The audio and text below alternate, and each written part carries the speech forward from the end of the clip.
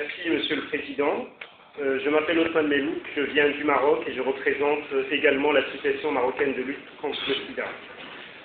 Permettez-moi de souligner un point qui me semble important pour atteindre l'objectif de l'accès universel auquel nous aspirons tous. Il s'agit de celui des ressources financières, puisque l'argent c'est le nerf de la guerre, et que sans cet argent, toutes les promesses resteront vaines et ne pourraient jamais se transformer en service au bénéfice de celles et de ceux qui en ont besoin. D'après le rapport du secrétaire général, l'incertitude quant à la pérennité du financement des programmes d'accès au traitement est l'un des obstacles à la réalisation de l'objectif de l'accès universel. Les progrès signifiants qui ont été réalisés durant les 2 précédentes années nous montrent que désormais, ces objectifs est réalisable. Il est certain qu'on aurait pu faire mieux si certains pays n'avaient pas limité leurs objectifs afin de contenir les dépenses. L'épidémie du VIH est une épidémie exceptionnelle qui demande une mobilisation exceptionnelle. Elle a en effet suscité une mobilisation exceptionnelle et c'est la raison pour laquelle nous sommes réunis aujourd'hui ici à l'ONU.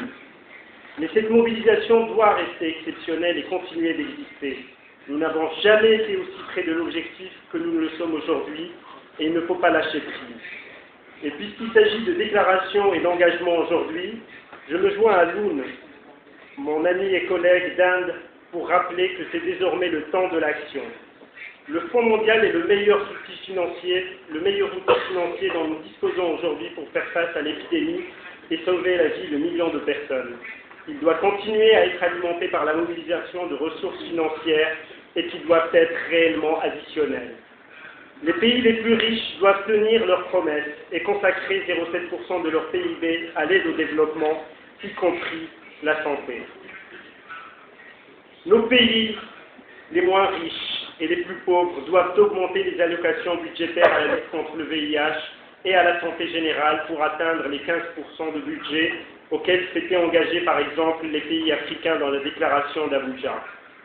La dichotomie de financement spécifique de maladies comme le VIH-Sida versus le renforcement des systèmes de santé est un faux débat qui n'a pas lieu d'être.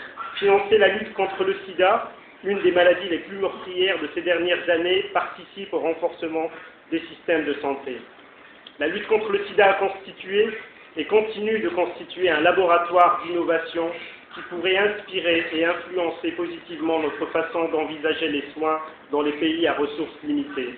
Je voudrais rappeler ici que nous sommes engagés en tant qu'activistes de l'accès au traitement et en tant que personnes vivant avec le VIH à continuer à nous battre pour garantir un accès au traitement équitable et à tous. Nous y croyons et nous savons qu'on peut y arriver. Reste à savoir au bout de combien de temps et au prix de combien de millions de vies humaines et à la valeur que vous accordez, mesdames et messieurs, à ces vies.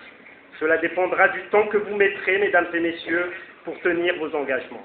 Je vous remercie.